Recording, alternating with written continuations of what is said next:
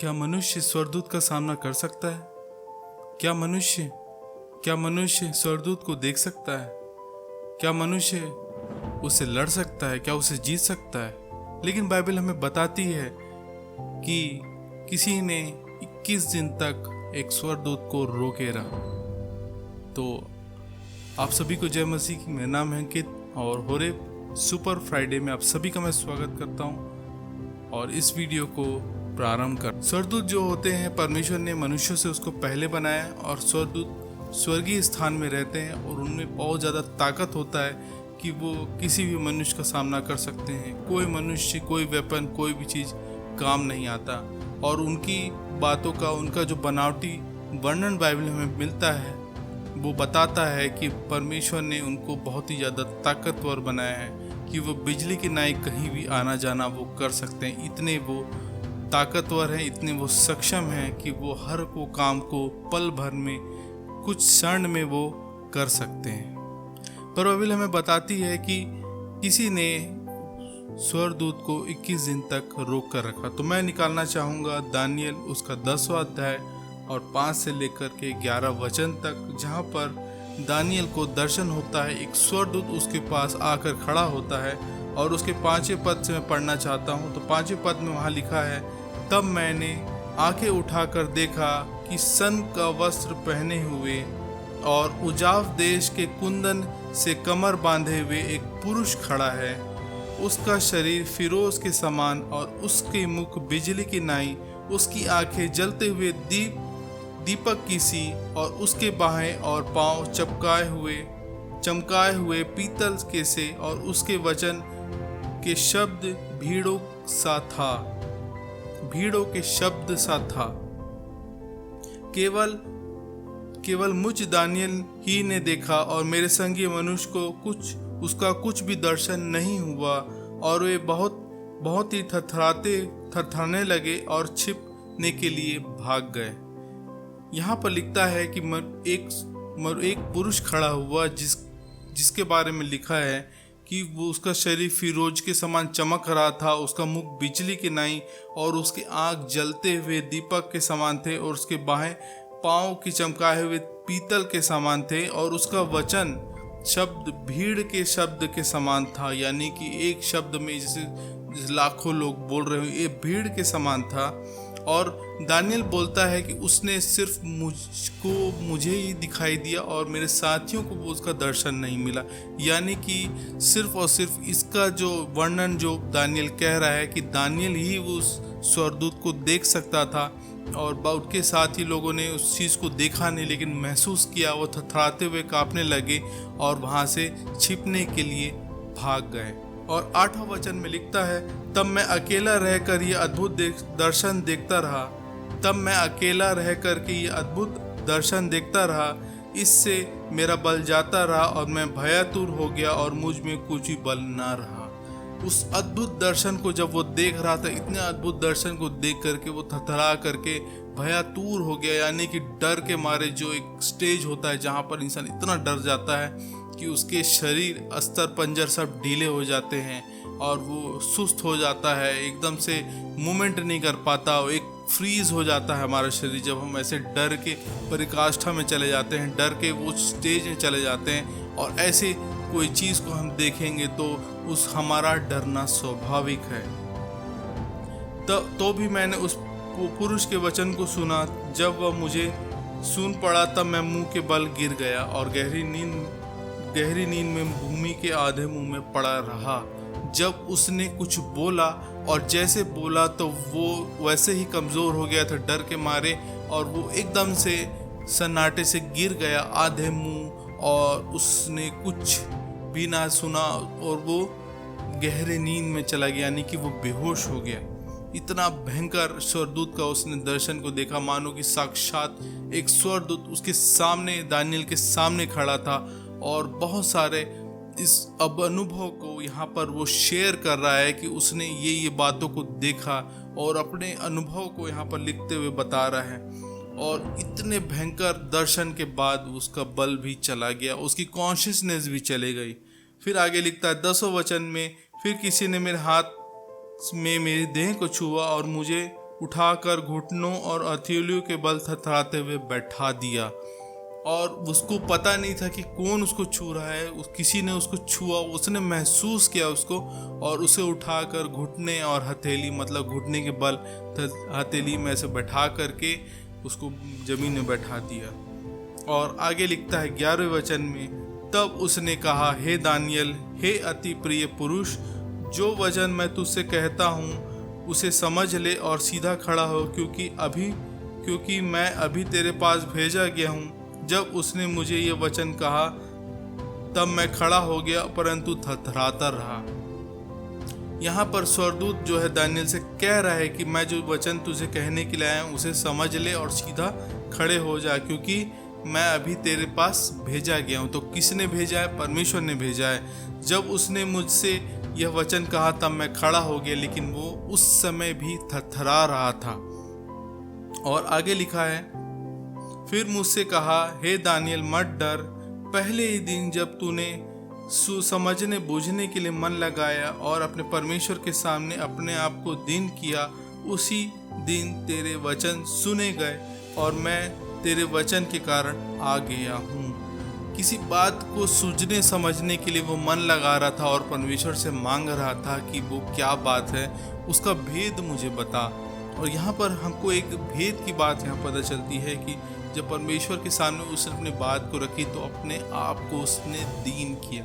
यदि आप अपनी प्रार्थनाओं को परमेश्वर के सामने रखते हो तो अपने आप को दीन करो, नम्र करो, तब आपकी प्रार्थनाओं को परमेश्वर जवाब देगा। और वहाँ पर लिखा है कि और उसके कारण से मैं तुझे बताने के लिए आ गया हूँ। उस वचन के कारण से मैं आ गया हूँ। जो रिक्वेस्ट जो परमेश्वर के सामने दानियल ने रखा था, जिसको जानने बूझने के लिए रखा था, उसको बताने के लिए, दानियल को बताने के लिए स्वर्गदूत आ गया है।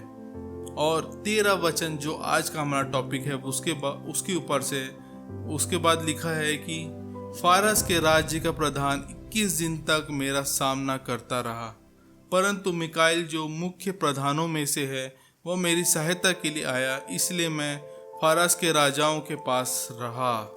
यहाँ पर जो लिखता है कि फारस का राज्य का प्रधान 21 दिन तक मेरा सामना करता रहा। यहाँ पर जब हम 5 वचन से मैं आपको क्यों पढ़ा रहा था, इसको आपको समझने के लिए कि एक स्वर्गदूत जो इतना भयंकर है, उसके मुंह से गर्जन निकलता है, भीड़ों से शब्द निकलता है, उसका मुख जो है बिजली सा है, उसका शरीर जो है पीतल से मानो तपाए गए हों, और उसकी जो रोशनी है वो फिरोजा के समान है। इतना भयंकर स्वर्गदूत, इतना भयंकर दर्शन, इतना ताकतवर स्वर्गदूत आकर बोलता है कि 21 दिन तक फारस के राजा या फारस के प्रधान ने मुझे रोक रखा। कैसे कोई मनुष्य जो है फारस के राजा जो है स्वर्गदूत को रोक सकता है, इवन उसको देख सकता है। बिजली के नाई वो मूवमेंट करते हैं, बिजली के नाई वो आना जाना कर सकते हैं, लेकिन जैसे स्वर्गदूत फारस के राजा यानी फारस देश के ऊपर से गुजरा तो वहाँ तुरंत फारस के राजा ने उसको रोक लिया। इंग्लिश में शब्द आया है Prince of kingdom of the Persia, यानी उसको मैं शॉर्ट में बोलूँ तो प्रिंस ऑफ पर्शिया। ये कैसे हो सकता है? क्या कोई राजकुमार जो पर्शिया का राजकुमार स्वर्गदूत को रोक सकता है? क्या उसका सामना कर सकता है? और यहाँ पर लिखता है कि 21 दिन तक मेरा सामना करता रहा, और जब तक प्रबल होने नहीं दे रहा था, जाने ही नहीं दे रहा था। लेकिन 21वें दिन स्वर्गदूत ने कहा कि 21वें दिन मिकाएल स्वर्गदूत आया, जो प्रधान स्वर्गदूतों में से एक है। जैसे हम जानते हैं कि 3 प्रधान स्वर्गदूत हमने पढ़ा है, बहुत बार पढ़ा है। स्वर्गदूत के विषय में हमने जाना है, संडे स्कूल में हमने पढ़ा है कि एक होता है मिकाएल जो स्वर्ग सेना का प्रधान है, मिकाएल। जिब्राइल जो इंफॉर्मेशन, जो संदेश लेकर जाता है, जो मरियम के पास संदेश लेकर गया। और यहाँ पर आपको दानियल की किताब में बहुत बार आपको मिकाएल स्वर्गदूत, जिब्राइल स्वर्गदूत, दानियल की किताब में आपको बहुत बार जिब्राइल स्वर्गदूत का वर्णन देखने के लिए मिल जाएगा। और यहाँ पर लिखता है कि जब मिकाएल स्वर्गदूत आया तब वो वहाँ से फ्री हुआ और वो दानियल के पास आकर के वचन सुनाने के लिए आया है। दानियल की जैसी व्यक्ति की प्रार्थना जो परमेश्वर के सामने दीन और नम्र और परमेश्वर का नबी था, परमेश्वर की इच्छा और आज्ञाओं पर चलने वाला, परमेश्वर की इच्छा और मानने के लिए अपने प्राण तक त्यागने के लिए वो तैयार था। ना कि दानियल, ना कि उसके साथियों ने भी वही बात को किया। उसने अपने परमेश्वर के विश्वास को दूसरे देश, दूसरे अन्य जाति राजाओं के सामने दिखाया और अपने परमेश्वर के विश्वास को प्रमाणित किया और परमेश्वर ने सामर्थ्य के काम को दिखाया। ऐसे व्यक्ति की प्रार्थना जब उसने किया, उसके रिक्वेस्ट को जब बताने के लिए स्वर्गदूत पहले दिन वहाँ से निकल गया था। कहाँ से? स्वर्ग से निकल गया था। लेकिन यहाँ पर लिखता है कि फारस के प्रधान ने उसको 21 दिन तक रोक कर रखा। और 20वें वचन में एक और अद्भुत बात हमको देखने के लिए मिलता है। तब उसने कहा, क्या तू जानता है कि मैं किस कारण तेरे पास आया हूँ? अब मैं फारस के प्रधान से लड़ने लौटूंगा। जब मैं निकलूंगा तो यूनान का प्रधान आएगा। क्या भयंकर बात यहाँ पर लिखता है कि एक स्वर्गदूत, जिसका वर्णन वहाँ पर हमको 5 वचन से देखने के लिए मिलता है, और वो कहता है कि जब मैं निकलूंगा तो यूनान का प्रधान भी आएगा, यानी कि लड़ने के लिए। यानी कि मिकाएल स्वर्गदूत वहाँ पर अभी लड़ रहा है जब दानियल से ये स्वर्गदूत बात कर रहा है। और जहाँ तक हमको यहाँ पर नाम नहीं लिखा है, लेकिन हम इन सब बातों से जान सकते हैं कि ये कोई और ऑर्डिनरी स्वर्गदूत नहीं बल्कि जिब्राइल ही है। जिब्राइल स्वर्गदूत जो होता है वो फाइटिंग स्पेशल नहीं होता, वो मैसेंजर है। उसका काम है दूसरे तक परमेश्वर की बहुत ही कॉन्फिडेंशियल, परमेश्वर की बहुत ही महत्वपूर्ण सूचनाओं को मनुष्यों तक पहुंचाना, जो काम आम स्वर्गदूत नहीं कर सकते। बहुत ही महत्वपूर्ण कामों के लिए जिब्राइल स्वर्गदूत को चुना जाता है। और यहाँ पर जो इतनी बड़ी बात, जो आगे दर्शन की बात जो जिब्राइल स्वर्गदूत दानियल को बताने वाला है, वो बताने से पहले वो उस चीज़ को बता रहा है कि अभी मैं जाऊंगा और वहाँ पर यूनान का प्रधान भी आएगा और हमारी लड़ाई होगी। कौन है यूनान का प्रधान? कौन है फारस का प्रधान जो स्वर्गदूत को 21 दिन तक रोक सकता है? तो मैं आपको बता देना चाहता हूँ कि शैतान की ये अधिकारी होते हैं, प्रधान होते हैं।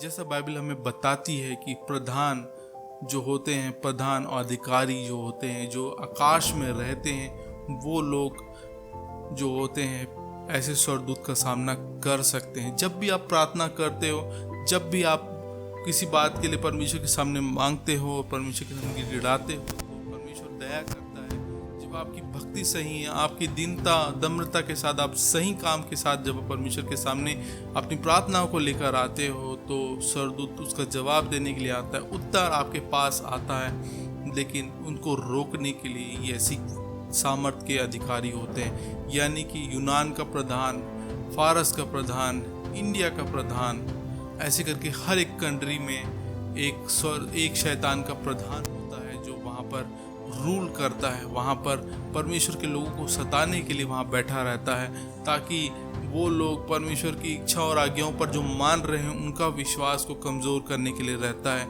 और वो बताता है कि जो है परमेश्वर की इच्छा और आज्ञा पर चलने लगे हैं और हर एक मनुष्यों पर नज़र रखी जाती है।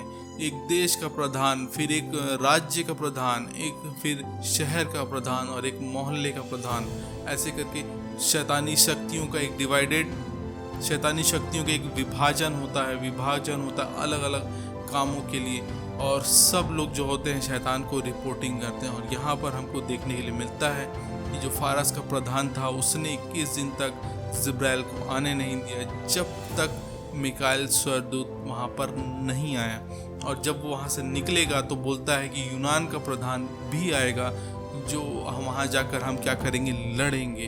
बाइबल हमें एक ऐसी अद्भुत चीज़ों के बारे में बताती है जो कि सोच हमारे समझ से परे है। हमने हमेशा एक फ्रिक्शन मूवीज में ऐसी बातों को देखा है, लेकिन आज हमको समझ में आता है कि जो बातें पुराने समय में लिखी गई वो फ्रिक्शन नहीं बल्कि ओरिजिनल है। और उनके द्वारा से हमको आज के समय में बहुत सारी बातों को VFX के द्वारा समझ में आता है कि परमेश्वर की बातें सच्ची हैं। हर कोई परमेश्वर के सामने झुकता है और परमेश्वर की दंडवत करता है। यदि आप अपने परमेश्वर के सामने अपनी प्रार्थना को दीनता और नम्रता के साथ आप रखते हो तो कहीं ना कहीं शैतान आपको रोकने के लिए करता है। तो आपको क्या करना है, आपको गिड़गिड़ा करके परमेश्वर के सामने अपने आप को और दीन और नम्र के साथ आपको प्रेजेंट करना है, ताकि आप ऐसी प्रार्थनाओं के उत्तर को प्राप्त कर सको। जब आप भक्ति में बढ़ोगे, अपने सामर्थ्य को बढ़ाओगे, अपने वचन के ज्ञान को बढ़ाओगे, अपने आप को परमेश्वर के सामने शुद्ध करोगे, पवित्र बनाओगे, तो परमेश्वर सहायता भेजता है। जैसे इस केस में हुआ, हमको देखने के लिए मिलता है कि 21वें दिन परमेश्वर ने मिकाएल को भेजा कि जाओ जिब्राइल की मदद करो। तो परमेश्वर आपके लिए हमेशा तत्पर होता है कि आपको सही जवाब आपको जीवन में दे, लेकिन आपकी कमजोरियों और आपकी गलती के कारण से आपको जवाब नहीं मिल पाता है। लेकिन मैं आपसे कहना चाहता हूँ कि हम सब जो हैं परमेश्वर के वचन पर चलने के लिए जो अपने आप को समर्पित किए हैं, वो कहीं ना कहीं हम परमेश्वर के वचन पर अपने आप को बढ़ाएं और परमेश्वर के वचन को जितना हो सके परमेश्वर के वचन को सीखने की कोशिश करें, ताकि आपको ऐसे ही अच्छे नॉलेज देखने के लिए मिलते रहे। यदि आपको ये वीडियो अच्छा लगा हो तो प्लीज़ लाइक शेयर सब्सक्राइब कर दीजिए। ऐसे ही वचन आपके साथ हम हमेशा शेयर करते रहेंगे और ऐसी ही अद्भुत स्टोरीज हम इस चैनल के माध्यम से आपके पास लेकर आएंगे, जो आपने कहीं भी अच्छे से सुना नहीं होगा। आपको बहुत सारा नॉलेज इस वीडियो में होने वाला है। तो प्लीज़ इस चैनल को लाइक शेयर सब्सक्राइब कर लीजिए, ताकि आप तक परमेश्वर का वचन पहुंच सके और आप इस वीडियो को बहुत सारे लोगों तक पहुंचा सके, ताकि